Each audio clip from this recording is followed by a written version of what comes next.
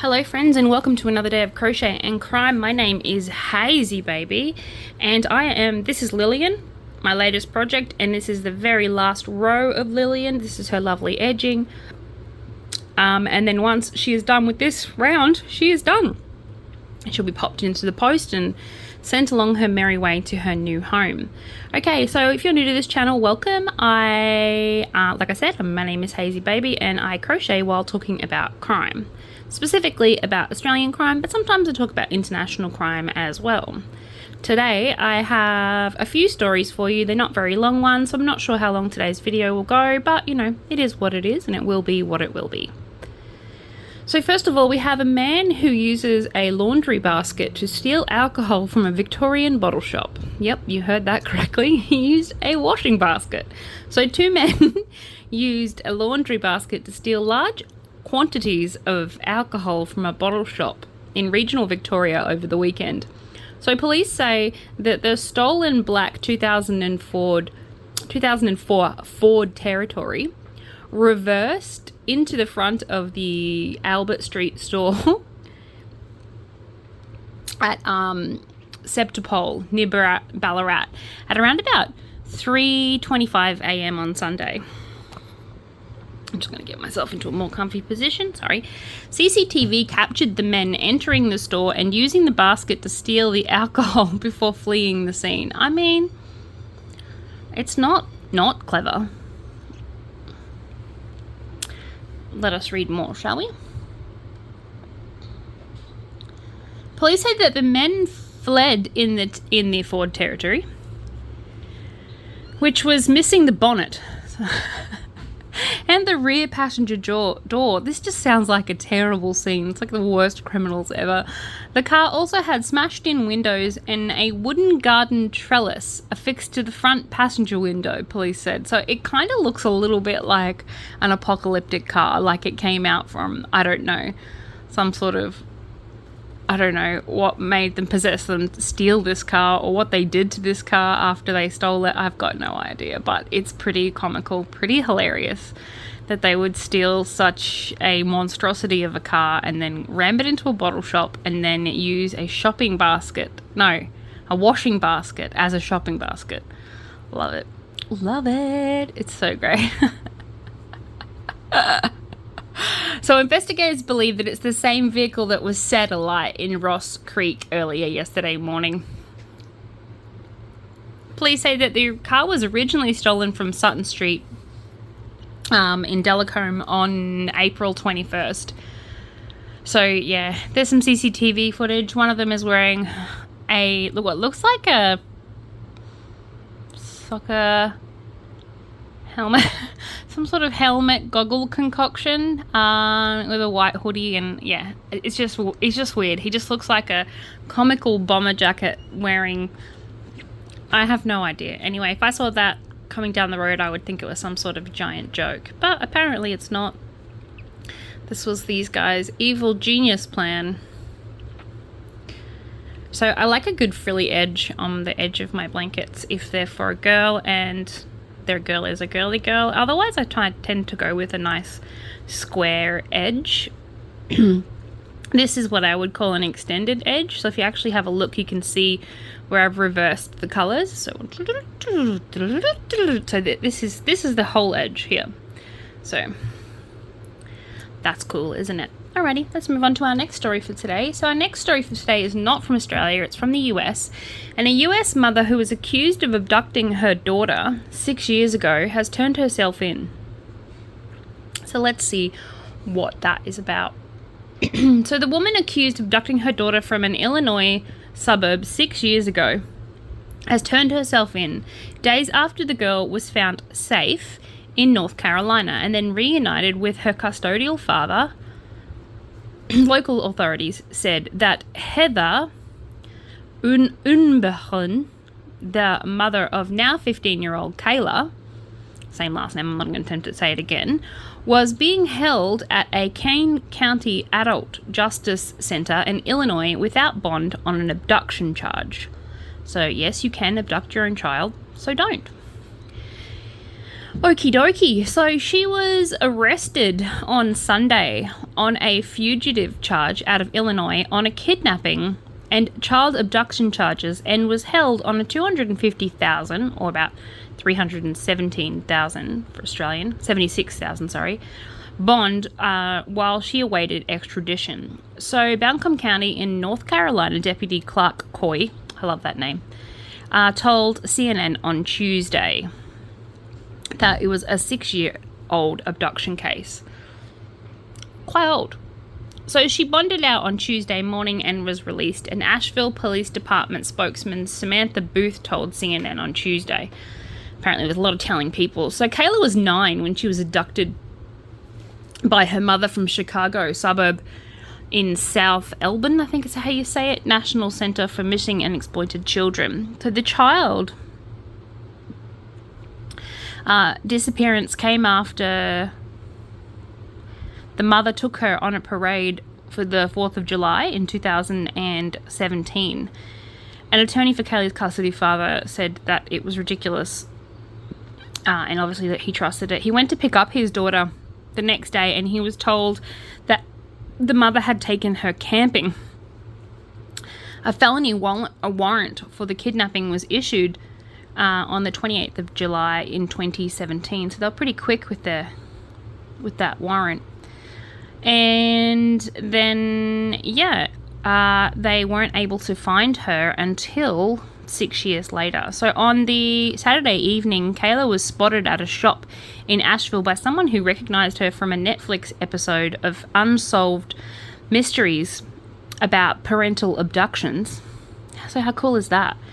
And then they called in a tip. So how awesome is that? She was found. See, these shows work. They work. They do wonders. They do wonders. So the father had won full custody of Kayla in early 2017, and the mother was only allowed unsupervised visits during parenting time visits. The year prior, the judge assigned their custody case of Kayla's father for the sole discretion to make all decisions regarding medical treatment and care of the minor child. The decision came as, according to Kayla's mother, was messing with her medication and health issues for Kayla. The child's parents shared custody with her until they filed for full custody after they moved to Georgia with Kayla. So, yeah, how cool is it that she was found, though? So it's very rare that the father gets full custody, and so I'm glad he has his daughter back. But that's a bond that's going to take forever to rebuild, no doubt, because who knows what the mother has been filling that poor child's head with. Who knows? So Queensland gets a new health, housing and youth justice ministers in a massive cabinet reshuffle. So that's really cool because there has been some call for that, which I agree with. So I'm glad that we're doing it. So let's hear about the cabinet reshuffle. So Queensland Premier, fancy, like Parmesan. No, Premier, Anastasia Palaszczuk, or Palaszczuk, depends how you say her name, has unveiled a new-looking cabinet following a significant reshuffle that has seen a number of portfolios resigned, including health, housing, and youth justice. As reported exclusively by 9 News and now by Me, they have dumped the health minister, who was formerly the Attorney General. Shannon Freeman is replacing her, and taken the vacated position as Attorney General and Minister of the Prevention of Domestic and Family Violence, which is awesome. And Fenderman has picked up the mental health portfolio while remaining the state's Minister for Women. Oh, we got some women on the bench, ladies and gentlemen. We got some winners on the bench. Women are doing it for ourselves. Yeah! Go women. Good job, Australia. Lead the way. Megan Schong has been considered for some of the potential future premier positions, as it has been promoted as the new standalone housing portfolio to address the state's current crisis, while the Transport Minister Mark Bailey has been given digital service added to his responsibilities. So basically that just means they've just given him more work. More work, probably the same day. Leanne Enoch was previously the Minister of Communities and Housing as well as the Minister for Digital Economy, but now has the Treaty and Indigenous Affairs and Communities portfolios. So they just moved her around, gave her a different job, as well as her addition to her existing role as the Arts Minister. How cool would that be? Hi, my name is Hazy. I'm the Arts Minister for Australia. That sounds so cool. It's probably the shittiest job ever, but it sounds cool.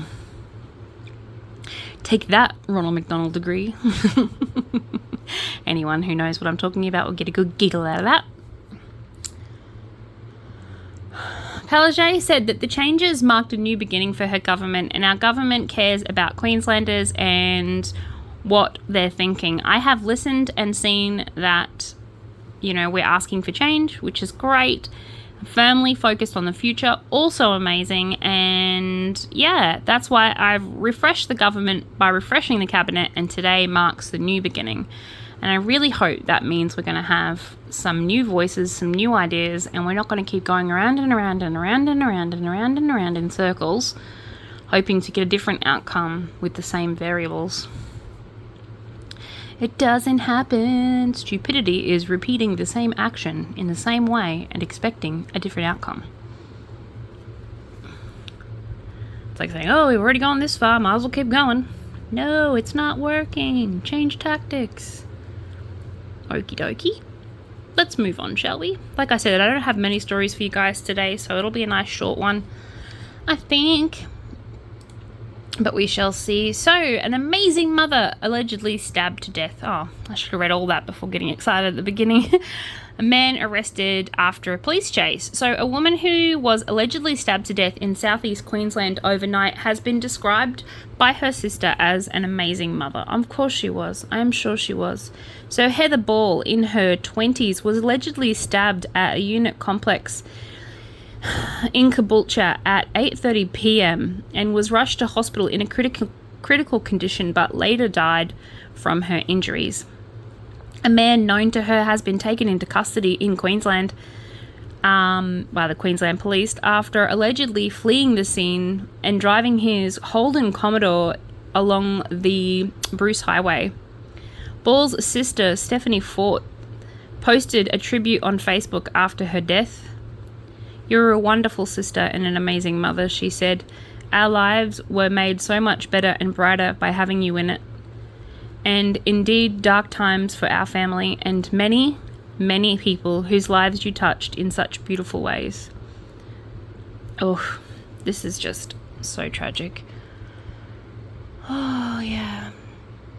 We will do everything we can to make your beautiful babies grow up happy and healthy as possible, and let them know just how incredible you were and how much you adored them. A neighbour who assisted Ball after she was allegedly stabbed said she could tell by her voice that she was terrified and screaming.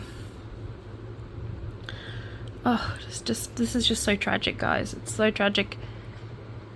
After the incidents, investigators identified a Holden Commodore as a car of interest and tracked it to a local area before it drove onto the Bruce Highway around 2 hours later. Police chased the car towards the Sunshine Coast before deploying tyre spikes.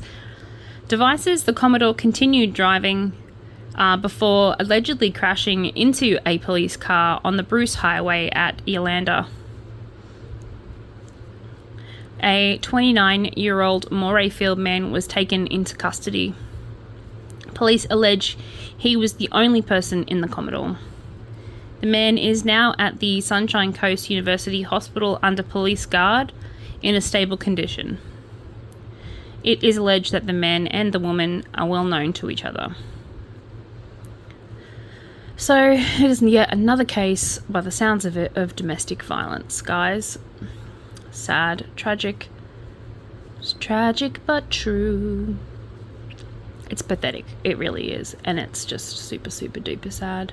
I don't know how people can claim to love someone. I mean, I don't have all of the details, but obviously if, you hear hoof prints, it's not unicorns, is it?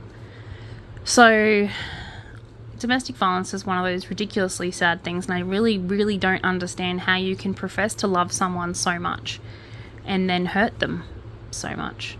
Like, how do you go from saying I'm madly in love with you to stabbing someone to death? I just don't get it.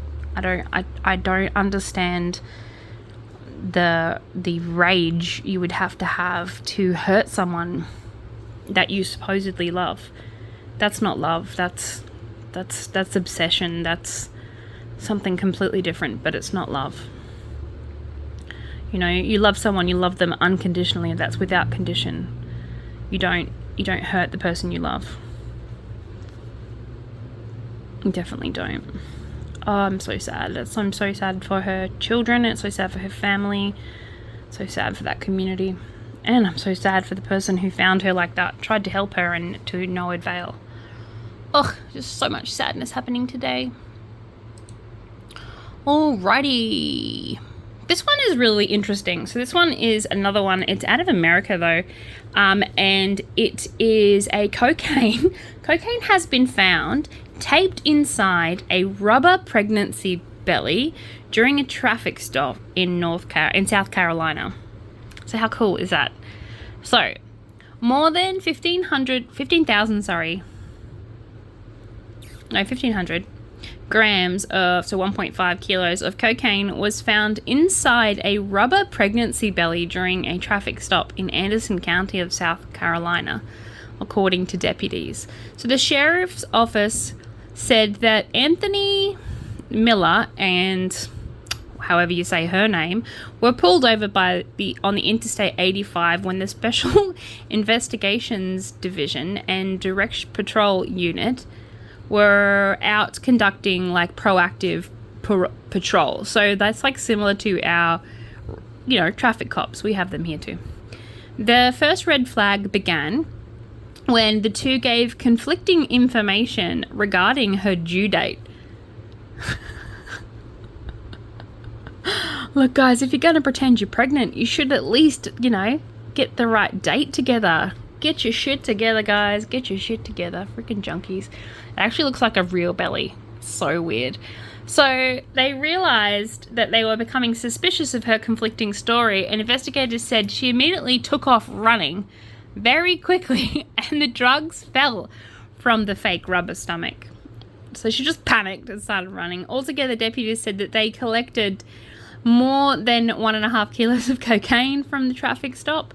Miller and Mitchum are now facing cocaine trafficking charges. So she just maybe she was trying out some of the product because she just panicked and ran off. I mean, even if they'd frisked her, they wouldn't have found her. It looks pretty convincing.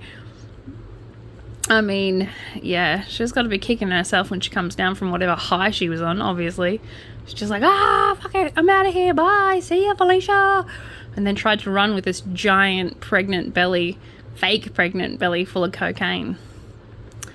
Yeah, that's a story to tell the grandkids later on in life, isn't it? Remember that time I got caught in South Carolina,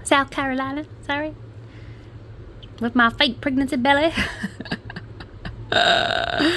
Sorry, not sorry to all of my American friends. That was a terrible accent. But I feel like people try and do the Aussie accent as much as they can, and they always fail at it, so... I mean, if I have to hear throw another shrimp on the barbie, I'm going to be so mad. We don't even call them shrimp. We call them prawns. And I very rarely have seen them cooked on a barbecue.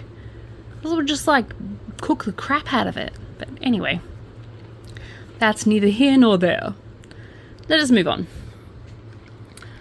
What else do we have? That's funny. Man charged with murder after stabbing in New South Wales mid-north coast. So a man has been charged with murder and a woman has been charged with assisting him after a man was allegedly stabbed to death in New South Wales mid-north coast. So emergency services arrived at a house in Robin Higgins Street in South Kempsey after the man had allegedly been stabbed in March. Paramedics treated the 39-year-old, but he died at the scene. Oh, that's so sad. That's so sad. New South Wales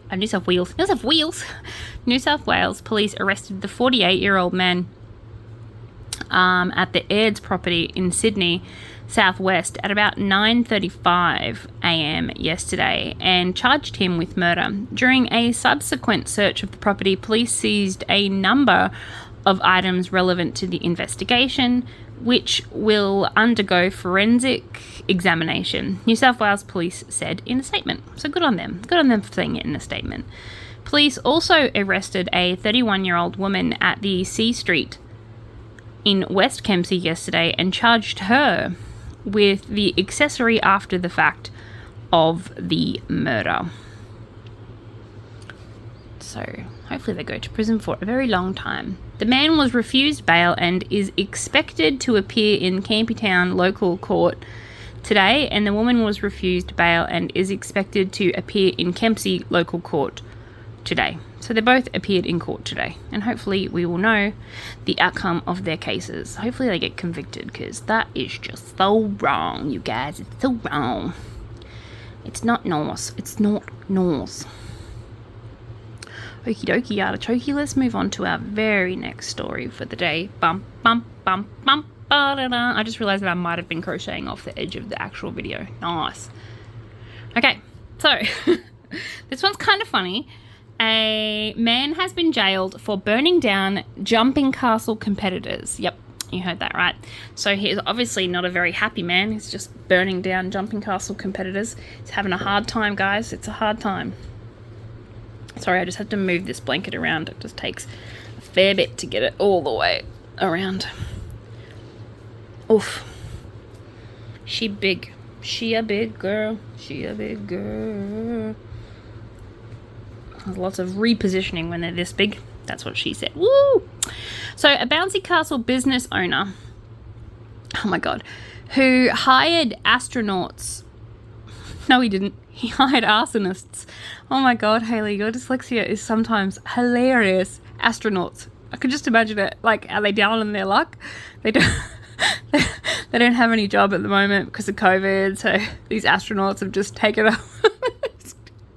And just like lighting fires. It doesn't even make any sense. Okay, arsonists. He hired arsonists, which makes way more sense than astronauts since they're not going to space, although I feel like sometimes I am a space cadet myself, to burn down his competitors and fled interstate when charges were laid. He will spend about 11 years behind bars, which is absolutely ridiculous if you think about it. If you think that think about comparatively, he gets 11 years behind bars, and Joe Blow, who sexually assaulted his own daughter, got 18 months in prison. 18 months.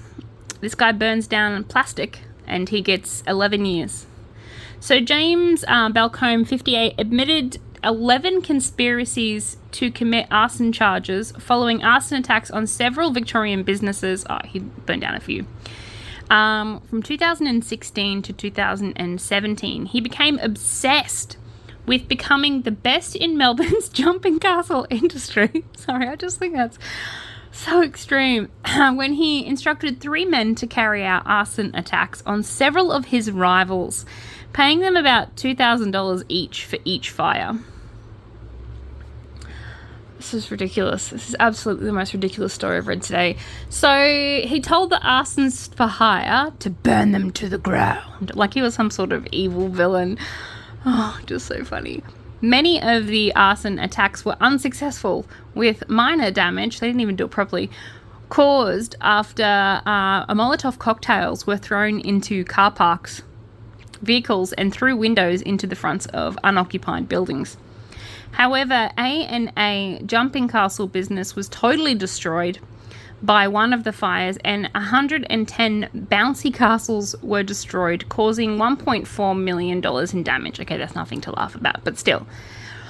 Once he became scared people were on his trail, he paid for an arsonist to set a fire in his own business to deflect attention and to claim the insurance. Jesus.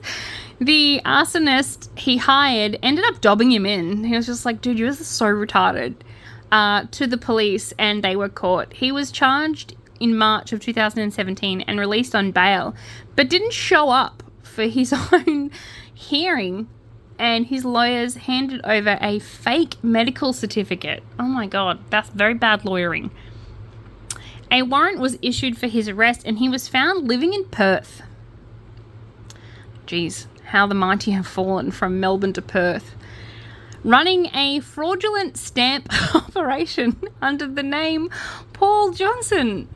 Oh my God, this keeps getting better and better. So Balcombe appeared via video link from a prison in Victoria's County Court on Thursday. I'm sorry, I'm still laughing because I can't believe this is the most ridiculous story I've ever read. Where he was jailed for a minimum of 7 years and 10 months with a maximum of 11 years. You could have changed your mind when you saw the damage that you caused to that property.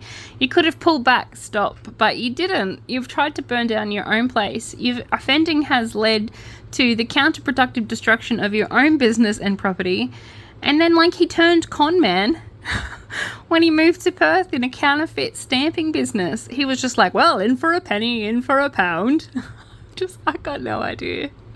But it's absolutely hilarious. Oh, so good. It's so good, it's so good, it's so good. Hey, it's so good. But it is, because after all of those sad stories, it's funny. It's nice to hear a funny one. Alrighty, let's see what we have left. I think I have 1 or 2 more stories left for today. I think it's just one. Let me see.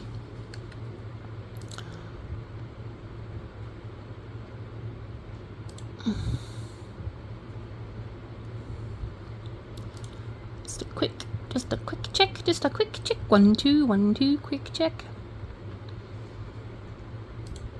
Okie dokie. So, unbelievable scenes as 8 teenagers pile out of an allegedly stolen car in Melbourne.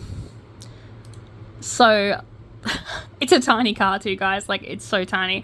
So, police were left shaking their heads after watching 8 teenagers pile out of an alleged stolen Honda Jazz. Okay, so if you guys know what that car is, go have a look it up. If you haven't seen what it is, go look it up. It's so tiny. It would have been the most comical clown looking incident you've ever seen in your life. So police first noticed the car in the early morning at Endeavour Hills in southeast Melbourne, when a routine check at 3:15 a.m. revealed the car had been stolen. So officers called the helicopter, which was able to track down the car across 2 suburbs. Stop sticks were deployed, taking out a couple of car tires, but the car continued to drive on the damaged wheels. So that person's going to be happy you ruined the car for nothing. As it entered Hallam, the vehicle started to slow, enabling police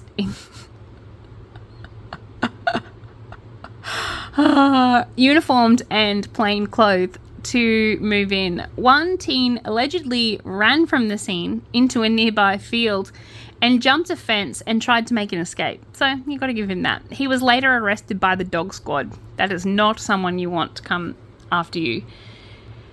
7 others were arrested in the vicinity of the dumped stolen car, and they comprised of 2 males and 6 females ranging from age 14 to 18.